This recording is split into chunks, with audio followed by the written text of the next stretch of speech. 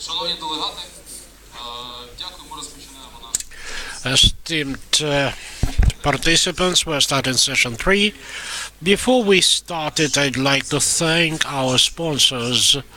First of all, that's the Global Bank, that's the USAID, Federal Trade Commission of the United States, thank you. Legal Firm, Sayenko Khamenko, Baker McKenzie, Investment Fund, ICU. Thank you very much for making this event possible. Our third session is devoted to legislative initiatives and support to reforms in the competition. Actually, competitive environment creates the investment climate for most branches of economy. Is the key stimulus. That's why the governmental support of honest business should be the strategic goal of the country. And today we can see that the main focus now are the energy markets, agricultural, industrial complex, pharmaceutics, healthcare, etc., etc. And on these markets, we often see absence of any competition, a very weak competition. What's the result? The entrepreneurs and consumers are the victims of the situation. So from the point of view of the fairness and good faith competition, the legislators are supposed to ensure organizational and legal conditions for prevent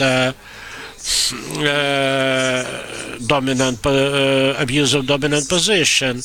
And you know, in Ukraine, the system of the competition laws is composed, first of all, of the Constitution of Ukraine, then laws on competition legislation of Ukraine, and about 400 other legal regulatory acts which regulates the competition area. What do we need to keep in mind? We need to remember that when developing sectoral policy, the government needs to keep in mind the fair competition rules and the advantages that the competition provides, because actually, of course, the economic legislation is an important factor to protect the competition, but that's not enough. There should be certain regulatory influence over the competition to remove negative aspects.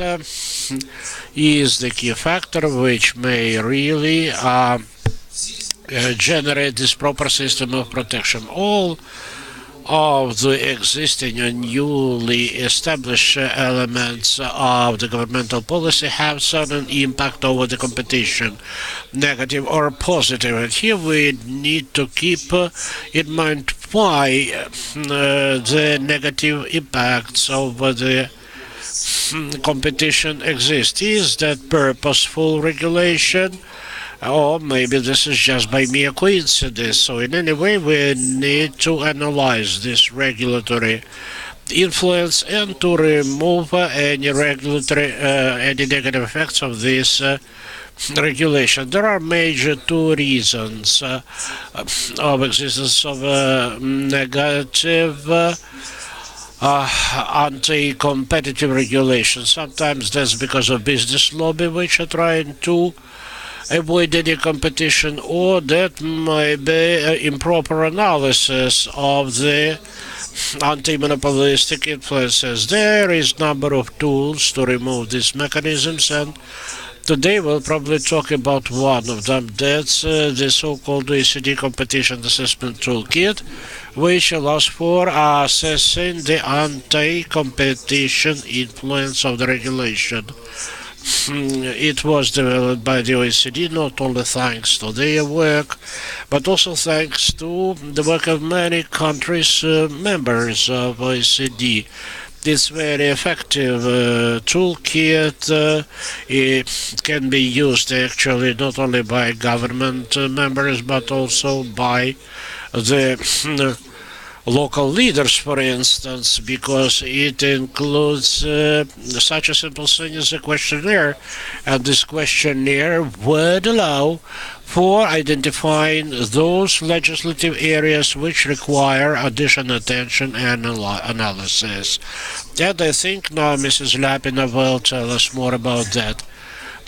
We've seen that during the recent years, the legislators and anti-monopoly committee are reforming actively the respective area of the legislation. This is also due to international obligations of Ukraine, according to the Ukraine-EU Association Agreement. But we need to keep in mind that the application of competition laws is not the only remedy against unfair competition. We need to keep in mind regulatory legislative acts and their impact. Which are the drivers which should drive this activity? It's not only anti-monopoly committee, but it's not the only body. Actually, they do not have any legislative initiative powers, so other authorities can certainly foster this process. So we need to think here about the presidential administration, cabinet of ministers of Ukraine, central executive authorities, of course, Anti-Monopoly Committee and all other organizations which contribute to this process. Starting from 1992, that has been the task of Anti-Monopoly Committee. Why? Because the system was just in the beginning of its existence. It was just developing, and now is the right time to move towards more intensive joint effort in this area with involvement of widest circle of public authorities of Ukraine. So I hope, based on the results of today's conversation, we'll be able to produce a recommendation to the public authorities of Ukraine to recommend some actions to protect and develop their competition. I also have several words on behalf of Mr. Kozachenko. Unfortunately, he is sick, but I'll do it later. And now I'd like to pass the floor to Maria Nizhnik. She is the first deputy head of Anti-Monopoly Committee of Ukraine, and she will tell us about the visions in the area of the legislation. Can we load the presentation, please?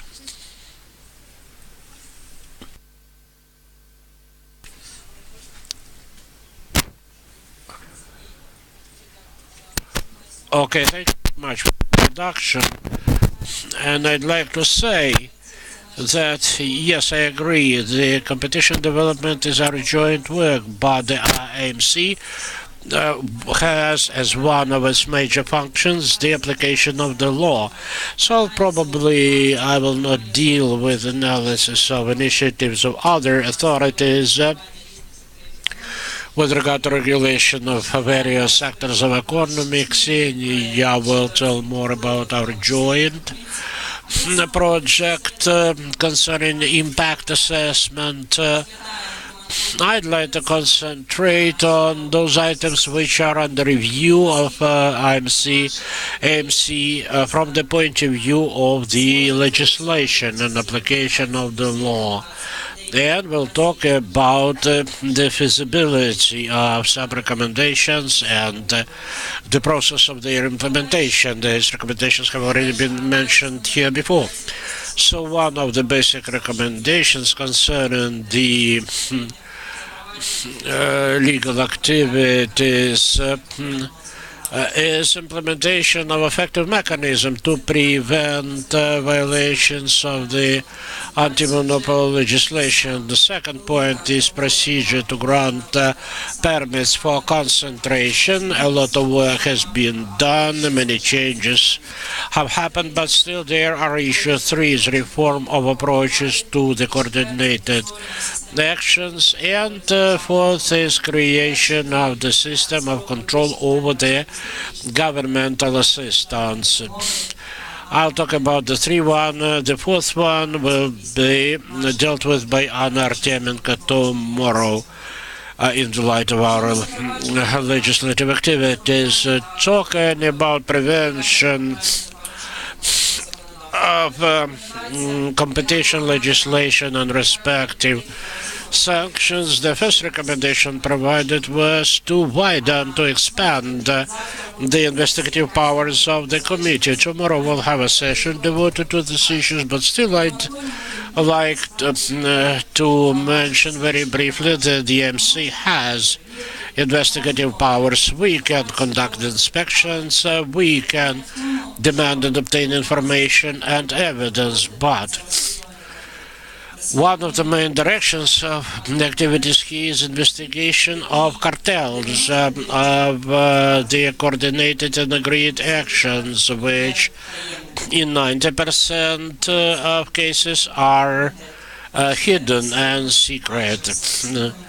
Second point, the AMC is supposed to make all of its investigation public. We have to warn an enterprise about our intention to show up, and we need to open all of our cards before we start the inspection. And even if we advised the entity about our intention, they still have the possibility to hide all the evidential base somewhere in their private premises, and we do not have any powers to search any private premises. We can only search the offices and enterprises. Then the right of the committee to establish priorities. It's still quite a big issue, which I would not like to comment in detail now. It has already been discussed. If you look at statistics of our committee, we consider more than 3,000 cases, and to be honest, some of these cases are quite important, but the potential negative impact over the competition is very small, so the committee needs to have a discretion. So if we believe that there are some elements of violation, but the impact over the competition is negligent, neglectable, we shouldn't waste resources for these type of cases. Instead, would concentrate on more serious ones. The third point, it's so-called Lindsay program, that's the reduction of sanctions for violations of anti-monopoly legislation. This program still is not quite effectively used. We are now trying to enhance the respective procedure. So talking about legislative initiatives now, the point is that only the first informant is released from liability, but in other countries, the second and third tiers of informants are not subject to liability too. Another point, I believe we can improve the mechanism, preventive mechanisms, under the circumstance that when the entity suspect sees this committee have collected sufficient evidential base and probably will have a final negative decision, that still to make such a decision some minor evidence is missing. We should talk about consider kind of a settlement between the entity and the committee. That's for the benefit of the committee, that's for the benefit of the state, because actually in this case the violation is suppressed and there is no further impact over the competition, plus the government would obtain certain funds, because in this case the item could voluntarily agree to pay penalties. Now, only the Anti-Monopoly Committee can recommend dismissing cases, but in fact the businesses often understand what would be better, what is the best way to correct the violation, to stop the violation, and the entity should be able to suggest to the committee what should be done and how.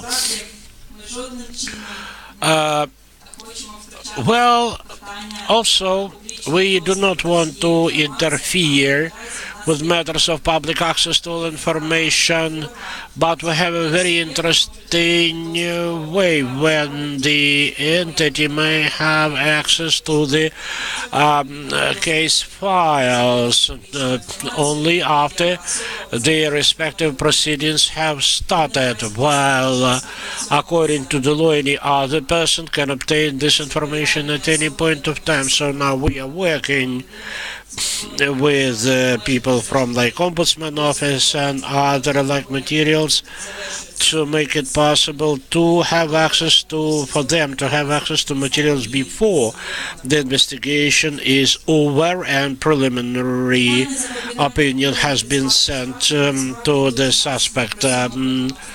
The matters of avoiding the penalties. First of all, we look at the voluntary payment of the sanctions. First, we suggest certain reduction of the amounts. If, let's say, the business has paid the penalty within first month or 2 months, we would suggest certain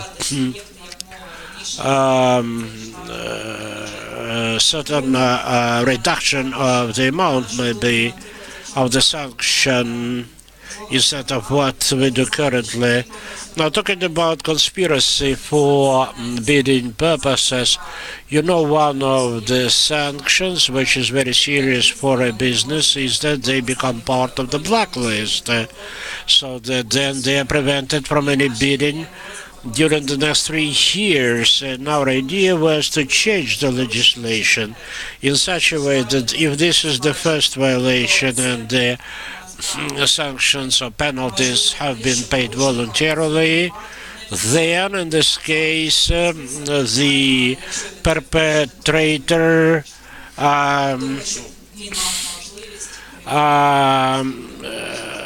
would not be prevented from any further bidding if this is the first bid rigging they participate in. Another point that we discussed today. I think that within the framework of the existing legislation, we are trying to view a business not as the only perpetrator, but we are trying to look at all business relations of such entity, including, of course, parent companies, etc. But in view of other provisions of the legislation, if the perpetrator is the company A, we cannot penalize their parent company in view of other restrictions existing in the law. This is what was about the prevention and also the compulsory enforcement of our decision. That's the joy and project of our committee. The issue of market concentration. Thank you, Victoria. You passed a very important piece of legislation that helps us now to focus on those concentrations that may have a substantial negative effect on competition. However, we propose that 3 more grounds be added to the list, enabling fast-track proceedings. One, not a single member operates in the same market. That is to say, there are no market overlap. Second, sole control. And third, sometimes we see when businesses are not supposed to apply for concentration and do that on their initiative, but cannot have the privilege of fast track of simplified procedure. So our third initiative indeed is to allow them to do that on their own initiative. The third area is reformed approach to collusion and market influence. Three initiatives of ours relate to improving market assessment and market domination. I hope that by the end of this, maybe next quarter of the year, we'll be ready to publicize our drafts. Vertical collusion and distribution, we hope that we'll be able to consolidate the committee's approach to that phenomenon. And the third proposal, third initiative, is stepwise transfer to the procedure which exists in the European Union. I hope that then legal advisors and law firms will have more work to do. Thank you. I hope you wouldn't mind if we can defer all the questions until the end of this session. Ms. Lapina, head of the State Regulatory Service, thank you and greetings to the participants. It's very important that we are discussing this topic, the topic of competition. It's the core of many issues we've been facing in Ukraine. In my intervention, I would like to deal on something which borders on our competence, which is cross-cutting, the so-called smart regulation. That's our goal as an agency in Ukraine in general. In order to have the smart and effective regulation, it's important to take the right road. As the State Regulatory Service, we exercise oversight, so to speak, to other central executive authorities and independent regulators. Let me indicate that in the previous years we improved our methodology of how one can arrive at this smart regulation from. It seems pretty logical, but for 20 years that logic was missing.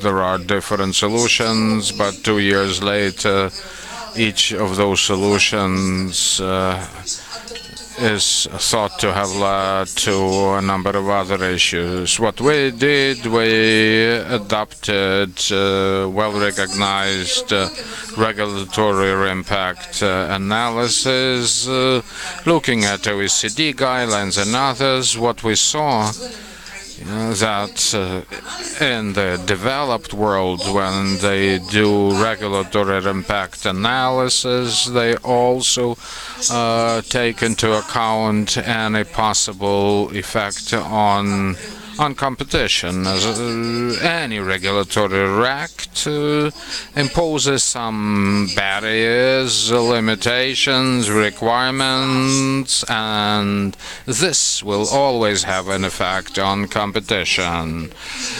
Sometimes this effect may be positive, however, this doesn't happen ever so often. Sometimes the overall effect is negative but well justified, so as to serve the prevailing public interest.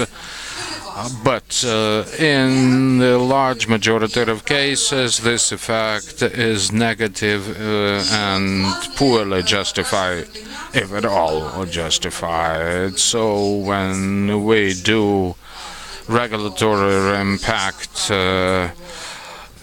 analysis now, as opposed to the erstwhile practices, because now we do economic analysis, the methodology makes it necessary to base it on quantifiable and quantitative indicators, so the impact must by necessity be again measurable, as opposed to what we inherited from Soviet past of vague definition. So this kind of analysis is now in our practice. In the previous years, may I report to you the number of regulatory initiatives because of this newly established requirement was reduced in half. In EU, they applied a specially coined word, regulatory gust or something like that, to describe how there were lots of initiatives in Ukraine. So, like I said, this led to a drastic reduction in the so-called ill-justified initiatives, channeling them into something which is now much more measurable and reasonable and smart. Along the way, we identified that in some cases we have to also assess impact and competition, effect and competition. Well, there are different methodologies available, but if we look at the methodology in general, you'd find it's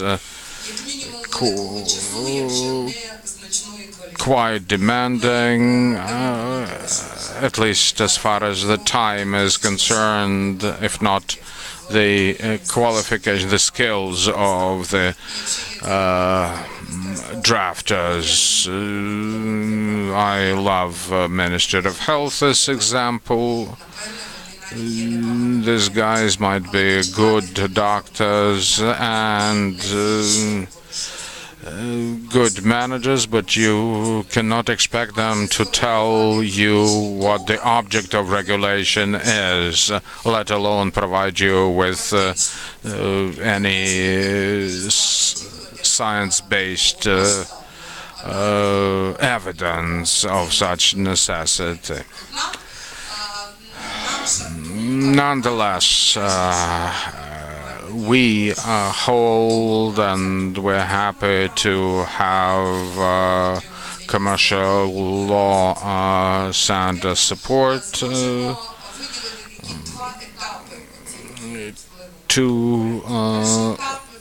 do that assessment in two stages. Stage one is fairly basic and is only designed to give you an answer whether this effect is going to be substantial or less substantial. Again, I believe that we'll draw relevant conclusions from certain questionnaires, and those questionnaires are an important component of any regulatory impact analysis. Even today, you are expected to go to market players seeking their feedback and comment. So this, I hope, will have us cut the time of this basic analysis, initial analysis. If, however, we find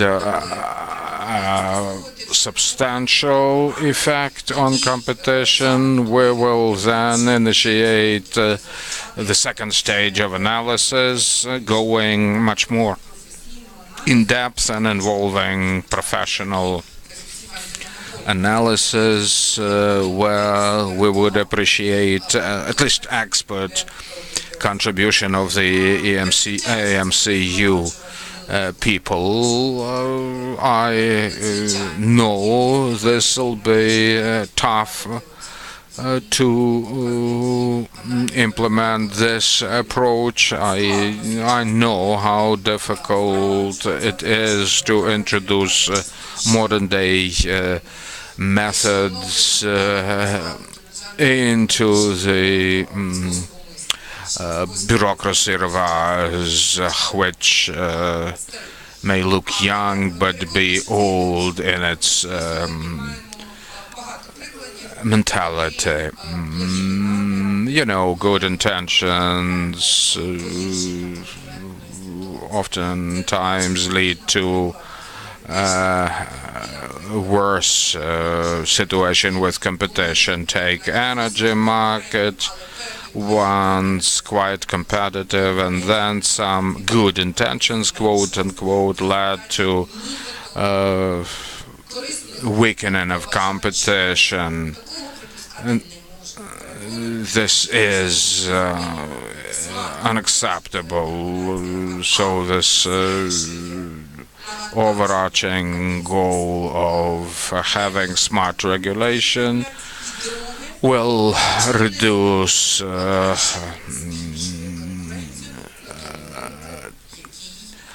burden taxed on businesses, and second, improve the situation in the regulated market. So if we bear these two criteria in mind and always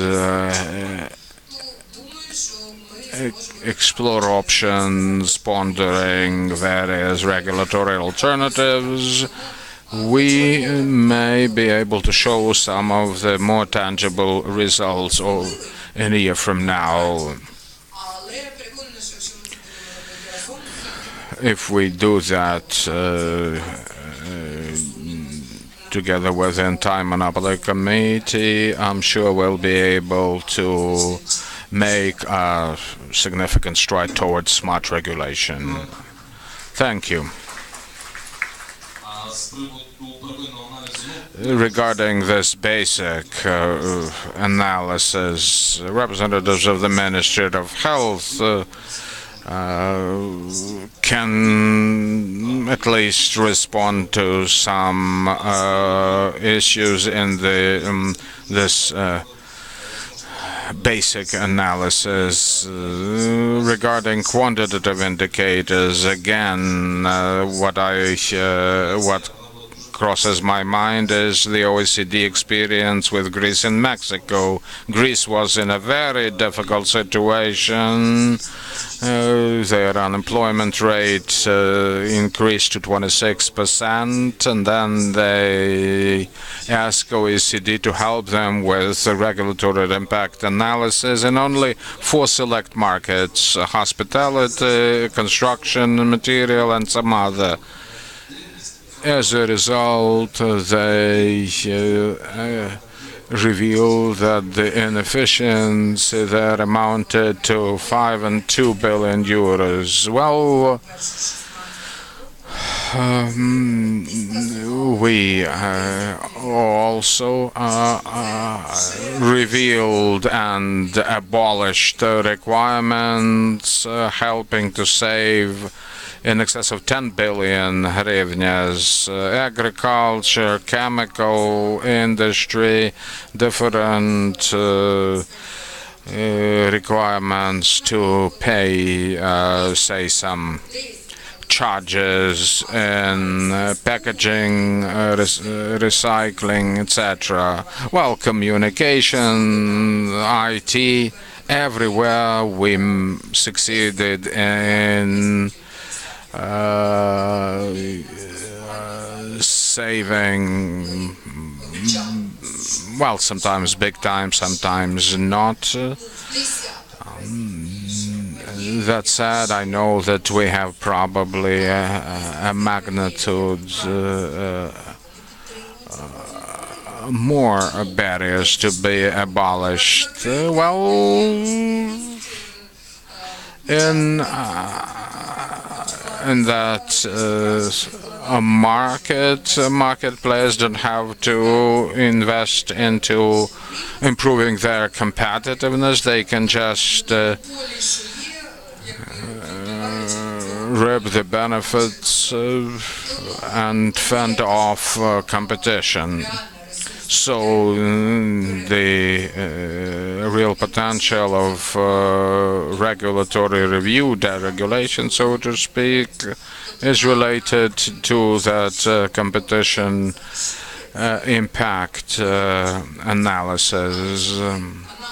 If our analysis finds that certain measures can enhance competition and eventually benefit to the people, we'll have to do that. So we rely heavily on that second factor, competition impact analysis. That'll help us go on with the forthcoming regulatory measures quite expeditiously. Yulia Ptashnik has the floor now. She's an MP, a very active champion of competition and sponsor of many useful initiatives in the parliament. Well, dear colleagues, let me start by saying that I am excited to be among the people who seem to understand that competition development is interrelated with the development of economy and allow consumers to buy good products at a fair price. Not every MP, I'm sorry to say, is aware of that, let alone some government officials. Not as regards the workings of the parliament, recently I've been shocked at seeing certain acts approved by the parliament that in reality create additional barriers to competition. For instance, sometimes specific preferences are offered to specific businesses. Well, tax exemptions, VAT reimbursements. So I've been asking questions with regard to the state aid law to come into effect soon. I mean, would authors of this legislation ever refrain from approving those legal acts that they approve now? The MCU's role here is to act promptly to check further progress of those legal initiatives so as to prevent any further processing of those. At any rate, we have approved a number of what I'd call useful initiatives. First of all, the value indicators and concentration cases, simplified approval procedure, and this official consultation mechanism where applicants request such. Competition lawyers, practicing competition lawyers, would probably recognize how difficult it was to get such a consultation from the Anti-Monopoly Committee before. Hence the importance of this initiative, and it's good to know that the MCU is implementing this provision in practice. Let me, in the meantime, respond to Maria Nizhnik's words on additional grounds for simplified procedure. I agree with the grounds. However, let me comment on the third one. You mentioned businesses applying who don't have to request such. So why do they go to the Anti-Monopoly Committee? The answer is, to me, clear. They want to legalize their business activities, afraid that in the future certain provisions can have a different interpretation, and that the Anti-Monopoly Committee may also change its position and start applying other laws to them. That's why I suggest trying to find a different solution to this issue by means of implementation of some general practices which can be issued by the Anti-Monopoly Committee with regard to application of specific provisions, including their own explanations. What does control means? What does joint control means? And I think that in this case, the number of cases when you are addressed by the business entities just to obtain this opinion of Anti-Monopoly Committee, then the number of such cases will reduce, and the AMC will be able to concentrate on those cases which directly deal with the competition. Talking about my personal activities, legislative activities, I mean, I'd like to tell you, by the way, Maria and I did not discuss it, but as of today, the Association of Lawyers of Ukraine, together with us, drafted a legislation dealing with investigations of violations of the law on protection of economic competition. Why do we need that? Because the existing rules seem to be obsolete. They do not ensure effective consideration of these cases at the committee. They do not support the procedure of fairness, and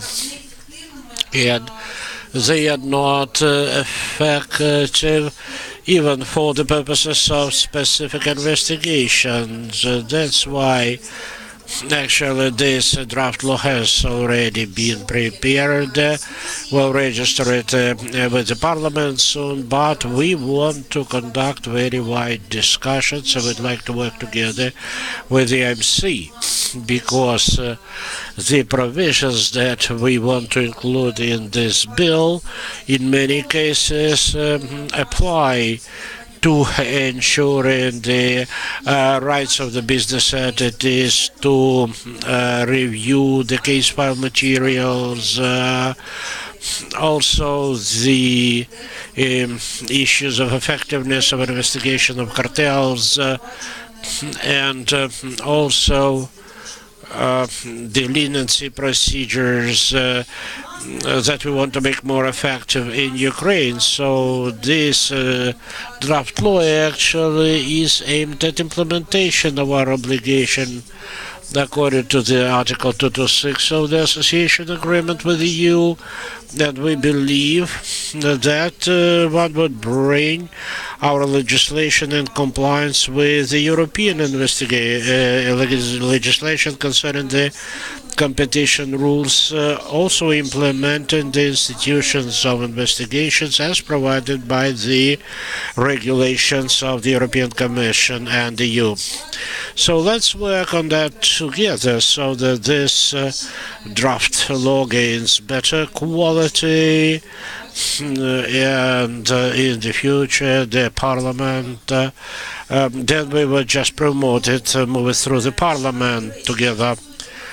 Also, speaking about the procedural aspects, I'd like to draw your attention to the fact that in addition to the aforementioned aspects, we'd like to enhance the institution of the hearings, and here we want to separate the investigative functions from the decision-making function within the AMC, because it's evident when the same authorized person collects the evidence, then takes part in the hearing and then in the decision-making. Unfortunately, sometimes such decisions may become kind of biased. Then that will entail the appeals with the courts, or some businesses then would be able to avoid liability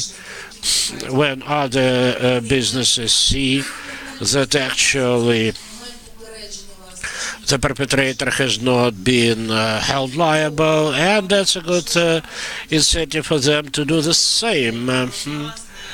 Also, we'd like to revise the institution of revision of decisions of the AMC the bodies and units, because what we can see today, we have seen some abuses actually committed by the previous team of the AMC, again in accordance with their own provisions concerning the revision of the cases. That were the cases about the bid rigging, when actually the AMC would find distortion of the results of the bids, multi-million penalties then were applied, and I remember a very specific entity penalized for 50 million hryvnias, another one for 27 million hryvnias, and then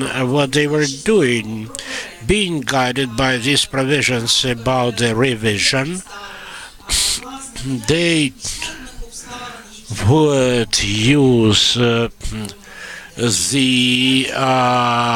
fact of existence of the circumstances unknown then to the AMC, and based on that they would state that now the penalty is reduced in view of the difficult economic situation of the business. I also remember a similar case with the natural monopoly. They rejected supply of the gas, and the initial decision was to actually sanction them with the amount of 5 million hryvnias, and then because of the difficult economic situation, this penalty was reduced to 70,000 hryvnias. Evidently, these examples clearly indicate certain subjective or biased approaches to the resolution of specific cases. So I'm really pleased to see that the incumbent members of the AMC do not use this provision in this distorted way. Still, we believe this institution needs some enhancement as well as grounds to implement an inspection. These grounds need to be very clearly defined. Only if there are specific signs of perpetration, it's only then that the committee would be allowed to conduct an inspection or the audit. Another point that I'd like to emphasize, it's also an important direction which should be dealt with by both Cabinet of Ministers and AMC. In fact, it's been for 2 years that I've been trying to initiate development of so-called market development strategy. I understand that the major function of the AMC should be actually the development of the competition to ensure competition, especially at certain markets which are really monopolized. We understand that the AMC should be an independent institution, and we need to support this independence through the legislation and through implementation of this legislation. At the same time, I believe that today we, as the state of Ukraine, are really missing a strategy where we could analyze specific markets and establish certain real existing level of the competition. From then we would conclude the specific monopolies would have deteriorating effect over for such markets, and then the sanction like forced split would be applicable. Splitting the business. This function could really adjust the direction of the AMC movement. I think this should be in the format of a political document, maybe even not if law, but then there should be like a format of decree of Cabinet of Ministers. So I'd like again to urge all of you think about the platform where we could develop this strategy, because any amendments to the legislation that we introduce are kind of fragmented nature. But if we are talking about the global development of the competition, without such strategy, probably we will never succeed. Thank you. Thank you. I'd like to draw your attention to the 6th Ukrainian Forum of Competition on the 47th minute. The new draft law was suggested. So you see the efficiency of this forum. Now, several points about the competition development strategy. Today we discussed this issue. Yuri, Maria, and representatives of the Ministry of Economy tackled with these issues, and actually representatives of the World Bank have already started this process. I think Maria will be able to give us more information with this regard. I have actually another question, technical or maybe administrative, but let's discuss it later. You already touched that. Unfortunately, you were not present during the previous sessions, but we were talking about development of the National Competition Development Program. We launched this project together with Ministry of Economy, and the representative of the World Bank outlined our next steps, and I think that this national program indeed will help us being leaders in this process, because actually you cannot really arrange for proper cooperation with the AMC in absence of specific policy of the state. Talking about the grounds for inspections or audits, and so some words about an investigative powers. I think this is related to two meta issues. If we become aware of a potential perpetration, we have to start the proceedings. But we have to inform the business entity about this, the suspected business entity.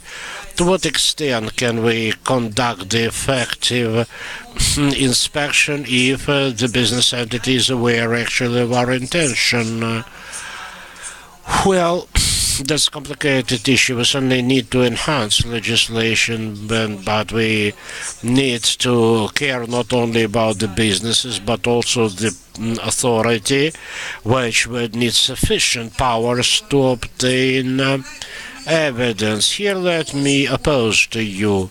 You know, as far as I can remember, every controlling authority wants more powers to be able to go anywhere at any moment. You remember we have kind of veterinarian police, starting from them and up to the AMC. Well, from the specific public authority's interest, I understand you're all interested in making your inspections without preliminary warnings, but I would suggest refraining from that from the point of view of the state policy, because then we'll have the competition between different provisions. You see, your investigative powers are closer to administrative.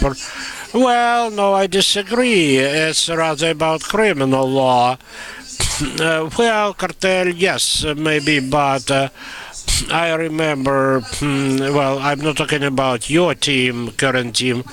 We usually always blame our antecessors, you know. Your antecessors used to be engaged in many inspections which looked rather like ungrounded inspection than a well-based investigation. So here there is certain boundary which we shouldn't really cross, because, you know, you can take any area where you can really pick up attention and to make it all tense and try to be friendly to fair businesses. Understand that there are unfair businesses, keeping that in mind, but still trying to believe that most of businesses are fair and honor. I have only one comment. Let's say, well, you see, the experts community suppose this idea of granting extra powers to the IMC, and it's not like they come to work in the morning and decide to conduct an inspection. First, they would apply with the court and obtain permits to implement such the inspection. The procedure needs to be established for that, and that's really serious. They never uncover cartel in the United States and European countries. The cartel bid rigging entails actually the criminal liability. So we agree with you. They need to be friendly to business, but to good faith businesses. Well, if they are not dealing in the good faith, they need to be aware of their potential liability. Yes, if you have the safeguards, like you mentioned, like judicial safeguard, then probably that will allow for avoiding abuses. But again, I want to say that the Ukraine institutions are still quite weak and quite inclined to corruption. So let's not forget that whenever you have three safeguards in Europe, one safeguard in Europe, you probably would need three safeguards in Ukraine. Yeah, very short comment. I understand very well why these cartel investigations should not include the preliminary notification about your intention to inspect, because they will destroy all evidence very quickly. So I think we can certainly find the balance between prevention of these kind of abuses from the side of the controlling authorities, granting you with the possibility to investigate cartel-related cases, still preventing you from using the same powers to the situations which are not related to this kind of to the cartel, I mean to normal businesses.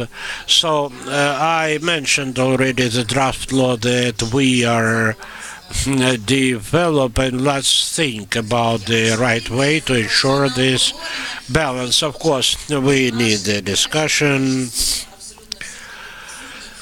and all of us who are the stakeholders are certainly interested in establishing the good quality legislative framework. Another question for you, Victoria, about distribution of powers and decision-making process. What did you mean? Did you mean that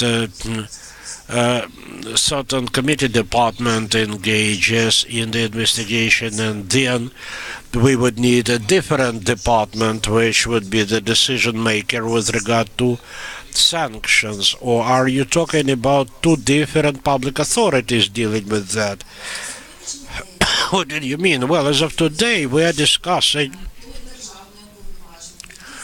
the situation where the authorized body, I mean the authorized person conducting the investigation should be prevented from participating in decision making based on the results of this investigation. And another point is that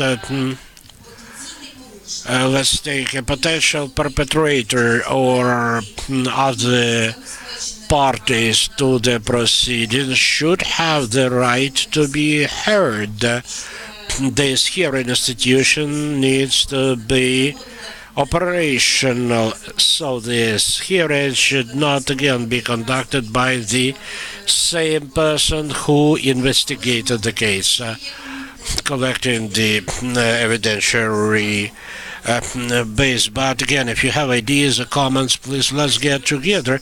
But talking about the hearings, here we have many business representatives, but the latest practices of the IMC clearly demonstrate that any decisions have been made only after hearing, collective hearing conducted by the members of the AMC, thus giving the opportunity to be heard to the respective parties. So this practice has been already implemented within the AMC. Well, in view of the current legislation, our hearings are conducted at the stage of the investigation, but now we also conduct hearings before any decisions are made by all governmental authorized persons. Talking about separating the function of investigation and decision making, in fact, I would ask some questions with this regard. Indeed, these functions need to be separated, but we have only 9 authorized, governmental authorized persons, including the head of the committee. Decisions are made by majority of votes. A single person's opinion certainly matters, but still it's not the prevailing opinion. Meaning that that's a good subject for the next discussion. You have a comment? No, as far as hearings are concerned, I can only comment on the hearings during the previous years. Unfortunately, the practice demonstrated that this institution of hearings was not, at least in those years, effective, and it was not used to collect objectively the information. It was used to how do I say that, to blackmail businesses, to threaten businesses, to promising bankruptcy. These are the words of one of the governmental authorized person. Yes, they're the antecessors. I agree. So what I'm trying to say, that this right to be heard, the right to submit evidence, the right to answer to any other questions, not only the questions asked by the authorized person. That's what we need to do. What is the right way to do it? Let's talk about that. But the law provides for the right of the parties to give any kind of explanations without narrowing the area, the subject matter of these explanations. Now, we'll move to the questions and answers now. Unfortunately, Mr. Kozichenko couldn't make it, so from his behalf, I have a message. He wanted to inform the audience that now the forming Interfaction Association of Parliament members and the parliaments which would deal with the matters of economic competition. Many people's deputies are interested in this topic, so this is the group which will deal not only with the law enforcement function of this committee, but also they would think about analysis of the regulatory impact. This is, I mean, analysis of what other public authorities do. And it's not only AMC that should check these influences or these impacts. That needs to be done jointly by several public authorities. So now it's time for the questions from the floor.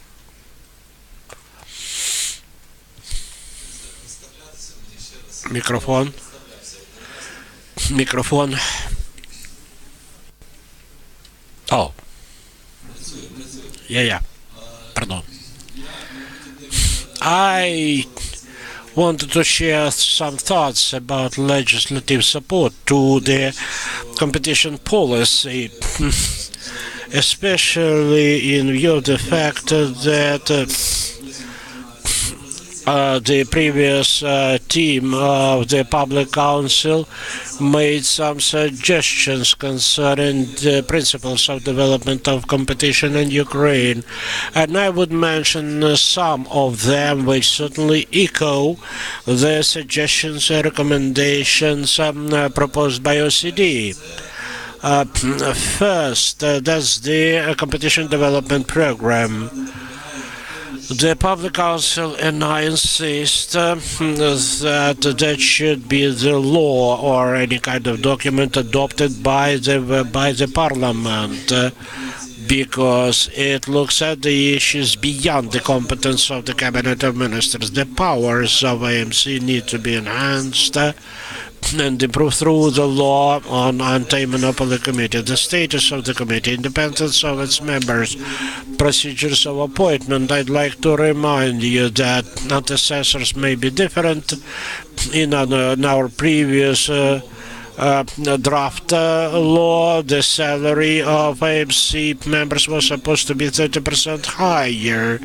And also we had the provision for additional funding of the AMC, let's say, on the basis of proceeds obtained from the fees, collection of the fees. Another important point is the importance to separate powers of different public authorities with regard to their participation in the competition policy. You know, by law, the AMC takes part in the anti-monopoly policy, in its generation and implementation. And then paragraphs 1, 2, 3, and 4 concerning implementation of this idea. Let's look at the regulation on the Ministry of Economic Development and Trade. This ministry also takes part in generation and implementation of the competition policy. Then, period. I mean, there are no details about what's meant for that. And if you ask the question, what do we mean by unfair competition and how it differs from the fair competition. We need to clarify that because in many sectors, and Ksenia can help you with your vocabulary, there is the so-called notion of regulatory populism when we take the public, when consumers have no choice dealing with natural monopoly, but there are some sectors with some nuances. Let's say you have 40 pages document and you just miss a comma somewhere on the page 39 and the whole essence or content of this document changes. We cannot rely on the customers to assess that. But that's why the state creates regulatory authorities, but instead of generating at least 7% of the GDP, certain regulatory authorities in the sector generate 0.7%. So actually, we just you just mentioned inspections and licensing, and after deprivation of these functions, it stopped existing as a regulatory authority. Under these post-major circumstances, they are trying to do something, but and now although the previous composition didn't do anything, and now you have the whole sector, I mean insurance sector, and I represent the sector which is suffering from unfair competition, and those who are not insurance companies without forming any provisions, any reserves, they just go out for tender to bid and actually win the contracts, but the result is if the insured event happens, that they cannot pay. So it's my assessment is about 7% of GDP lost by the country. There were many attempts to get back to the previous situation, so the government needs to clearly define the competition policy involving all sectors, and the focus should be the effective organization of this work for the benefit of the society, not of the corruption. Yes, many different institutions can be used, like independent surveys.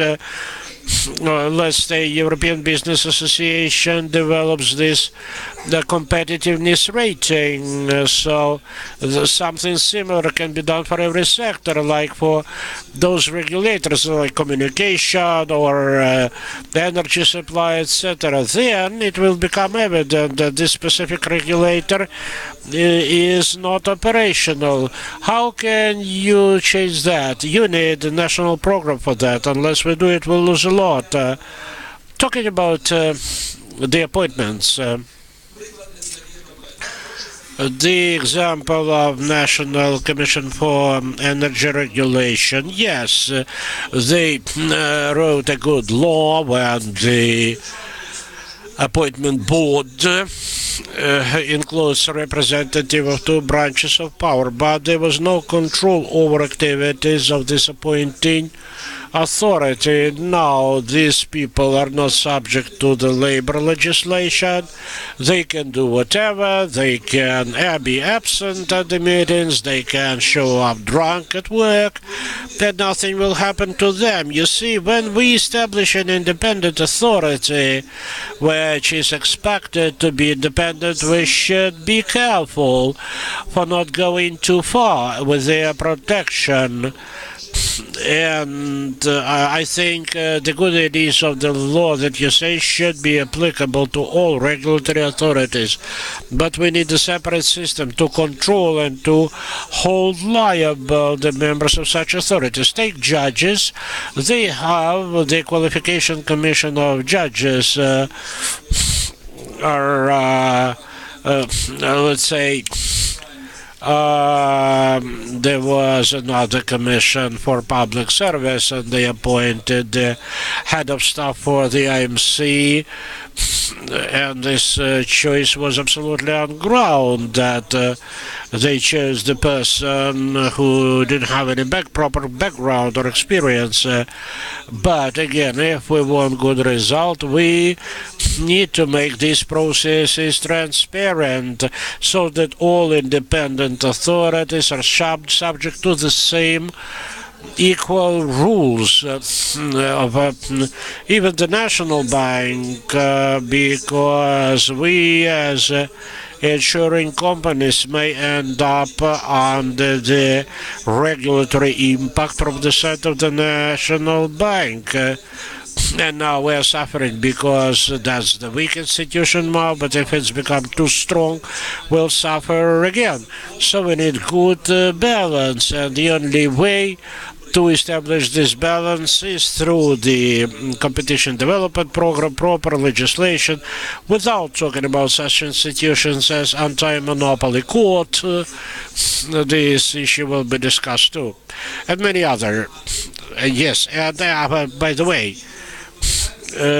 also somebody needs to be responsible for generation and implementation of the policy.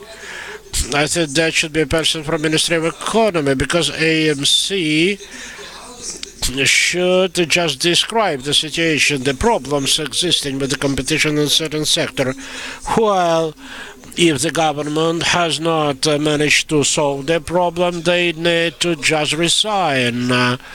Thank you.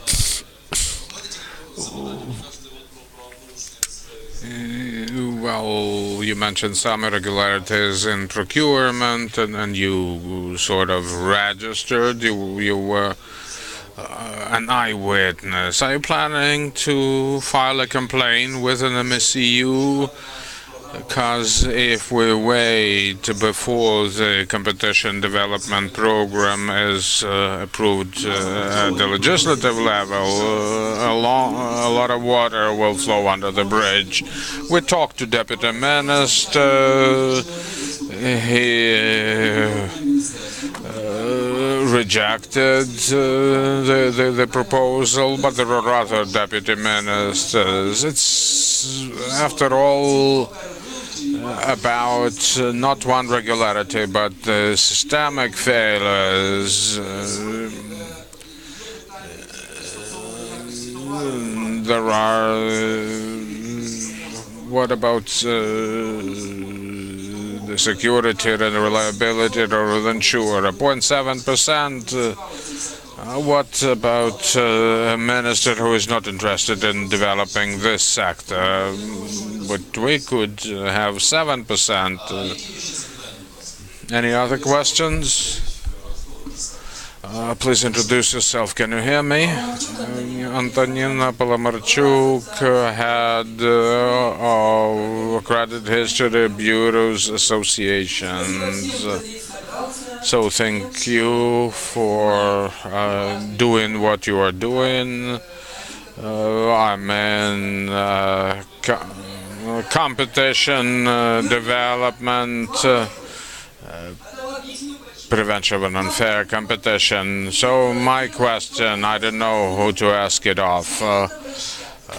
Where do you go? Which public authority do you go to if market players believe that a draft law will have negative impact on competition, and the National Bank is one of the competitors? Well, ladies and gentlemen, there are lots of draft laws that you can even find difficult to track, but there is some gatekeepers, as the State Committee of Economic Development.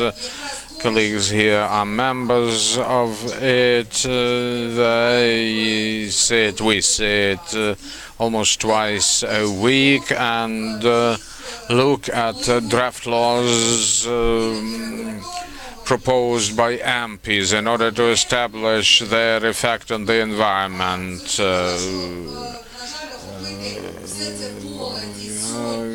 Clearly, we can't embrace all of those hundreds of initiatives, but you have feedback. As soon as we have feedback from the marketplace, then the Ministry of Economy or Ministry of Finance goes to other ministries to collect their comment. The National Bank, as a totally independent body, sometimes it's even independent of common sense, is not part of the government committee. So what I'm saying, use the tools you have, those feedback. No government is likely to be perfect. You may not expect that one day there'll be a 24/7 perfect government, angels. If we have feedback, if there's interest of the marketplace, it'll discipline. Question is, so the National Bank, under the colors of IMF, using IMF as the badge, starts to propose legislation. Our task is to provide the credit history. The National Bank now initiates a law establishing a special authority. We even went to the Human Rights Commissioner of the Parliament. Well, we managed to suspend this procedure. Moreover, we succeeded because we examined the draft law using Ministry of Justice's guidelines, and when we did it, we found certain corruption issues with it, corruption proneness. And now World Bank says, come to terms, find common grounds. But what I'm saying is that our industry will be doomed if the National Bank collects all the data and provides it to banks. So we contribute. We found that draft law, we were watchful, but nowhere in the world a regulator can propose legislation it regulates. Well, the Anti-Monopoly Committee can only make proposals, and then it's up to the no, the National Bank and the Cabinet of Ministers. But the Anti-Monopoly Committee is on the government committee, and we vote to support it or not. We also try to identify draft laws that may have substantial effect in competition and always comment, but it's up to the MPs to take our comment into account or discard it, dismiss it. Antonina, let's not reduce the problem. Our model of the central bank had an intrinsic conflict of interest. The National Bank is a regulator, is also monetary policy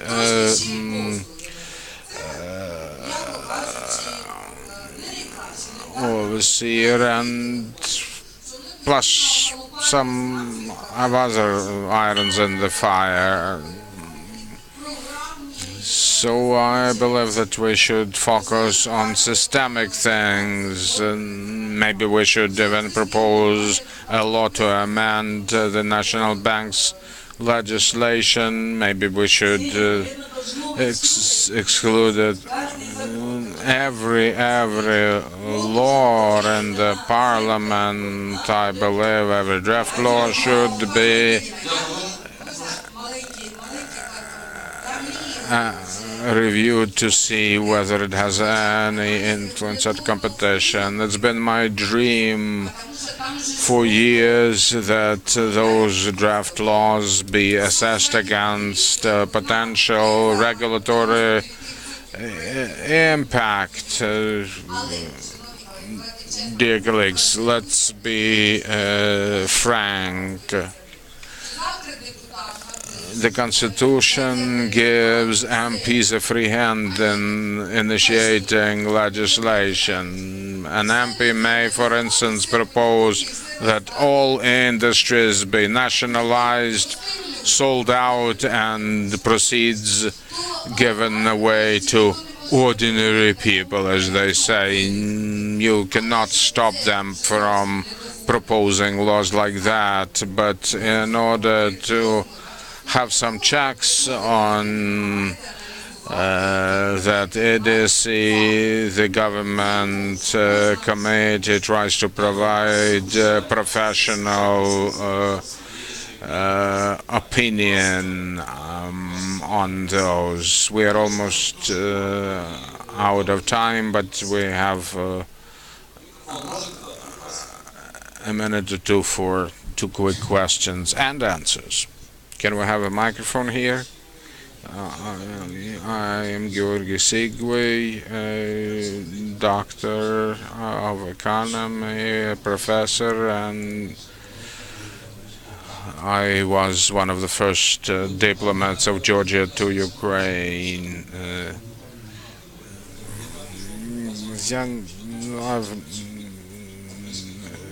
It is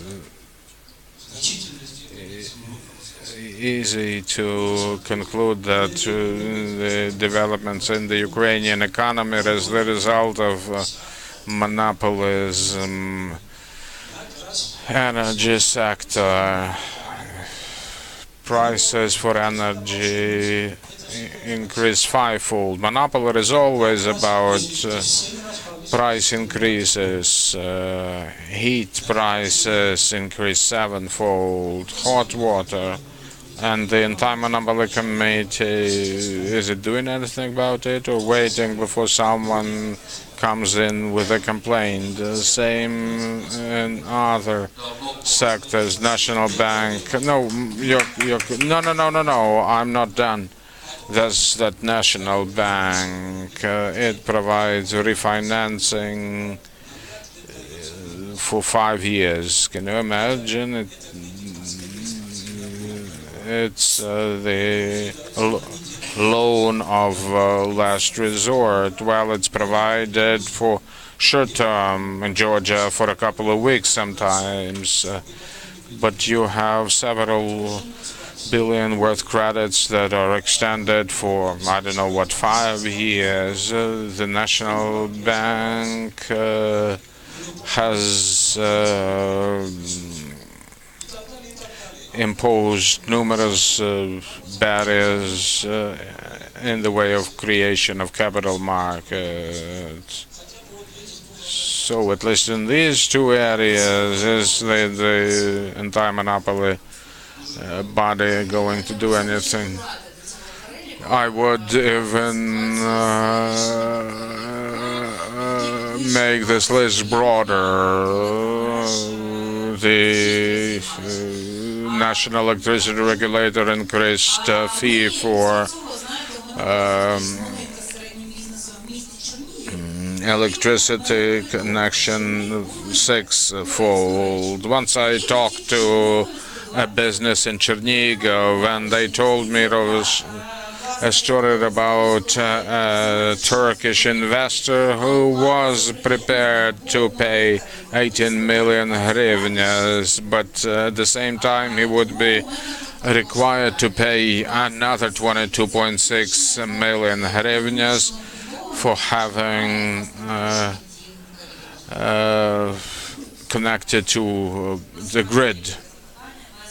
There are several questions here now to the regulated market, such as energy or utilities. We have to understand the difference between the national regulator and the Time Monopoly Committee. The national regulator is also supposed to promote and protect competition in this particular sector. So what they do is regulate the sector in order to promote competition in power sector. Tariffs, well, that's the business of the regulator. Can that be deemed to stand in the way of competition? We don't judge on how much they increase. That's within the discretion of the regulator. Does it affect you? Well, it does. Moreover, interconnection is a very painful issue in Ukraine. There are several cases and our desk and our territorial divisions are looking into those cases. The laws and bylaws related to the energy market, well, we provided our opinion on standard or non-standard connection. Now, regarding the National Bank of Ukraine, we cannot oblige the National Bank in any way. We can only give them our proposals and recommendations. Unfortunately, those are sometimes dismissed. Well, the traditional Ukrainian mentality is to find a panacea somewhere in the Anti-Monopoly Committee or in us, because we have some powers to suspend or stop. There were others who thought that the electricity and utilities regulator was such panacea. Some authorities don't even care to have their decisions coordinate with the Ministry of Justice. So it's the body which is somewhere in the outer space. So now, generally, with regard to independent regulators, the key idea underpinning the creation of independent regulators, I was one of those MPs that lobbied for the independent regulators. They are like small anti-monopoly committees in their particular sectors. However, our institutions are weak and corruption-prone. Instead of having small anti-monopoly committees, we now have a bunch of small monopoly committees. Well, there is some, however, there are some opportunities. I understand that the regulator was to hold a meeting today in order to revise their decision, because what they did was big-time manipulation. They actually, Dmitrovov will join us tomorrow and we will readdress this question. Tarasen Pikman, Chief Specialist, Department of Justice, U.S. Department of Justice. I was going to make an advertisement for tomorrow's session on natural monopolies also, but you've already done it. I want to make a quick point about dawn raids. Quick point. And since I'm talking about dawn raids, I want to say the views expressed are not necessarily those of the U.S. Department of Justice. But I do want to return to a point that Professor Genis made this morning, which is that in Ukraine, like several other countries that have leniency policies that have turned out not to be very effective, probably one of the main reasons is the penalties for cartel behavior are not serious enough to make people worry about leniency. My impression is that in the U.S. and in other countries that have very effective leniency policies, we don't have to rely on dawn raids very often, because the leniency policies are very effective in both detecting and proving the existence of cartels. So may I humbly suggest that if you want fewer dawn raids, you have bigger penalties on cartel behavior, and that will make the leniency policy work better. Okay, thank you very much for this suggestion. Я пропоную, будь ласка, десь 10 seconds, because otherwise we'll cut into our dinner. Kyiv Regional Office of the Anti-Monopoly Committee. I would like to say a few words on those initiatives regarding our investigative powers. Let me submit that the powers correlate with the functions. Our legislation, in effect, copies European law in many respects, and there we see serious investigative powers, including powers of seizure and search and seizure. We don't do that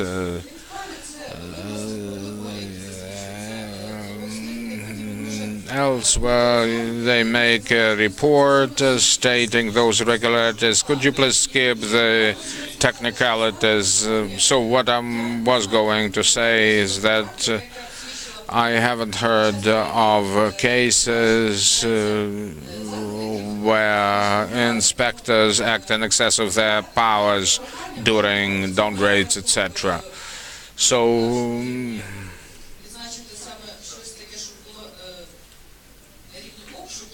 maybe legislation be amended in order to broaden the search and seizure powers instead of limiting them. Thank you. 20 seconds for your question, tops.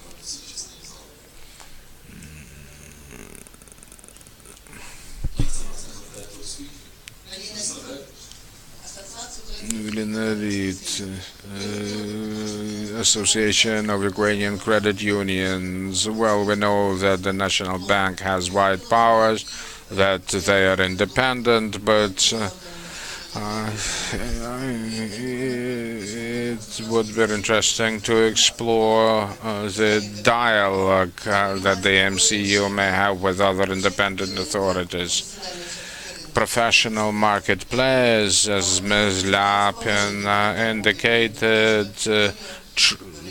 honestly try to help the Anti-Monopoly Committee. Victoria also said that they send signals to the Anti-Monopoly Committee, alerting it to the potential negative effects of certain legal acts. The Cabinet of Ministers of Ukraine seems to be ignoring the decisions of the EMCU. Take the Cabinet of Ministers resolution on salaries of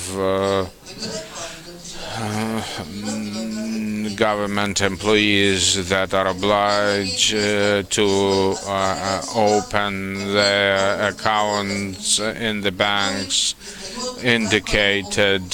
So we go to courts, we prevail, but then the cabinet of ministers changes.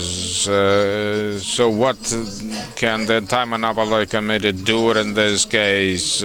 We ask for a draft legal act. The Anti-Monopoly Committee doesn't disclose.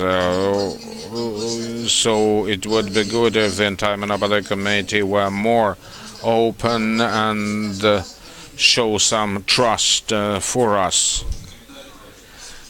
A very short comment. We are trying to be open. So if you have some grievances you'd like to air, let's talk and see how we can move further. I two things to say. The Anti-Monopoly Committee, within the framework of competition, protection and development, is in itself not a panacea. This can only be achieved through cooperation of different actors. Second, every regulatory act can achieve its objectives without impinging on competition, provided it is drafted and implemented in a way not interfering with competition. And third, I'd like to say that I think it was my extreme pleasure to moderate a session of government and non-governmental figures who are so beautiful.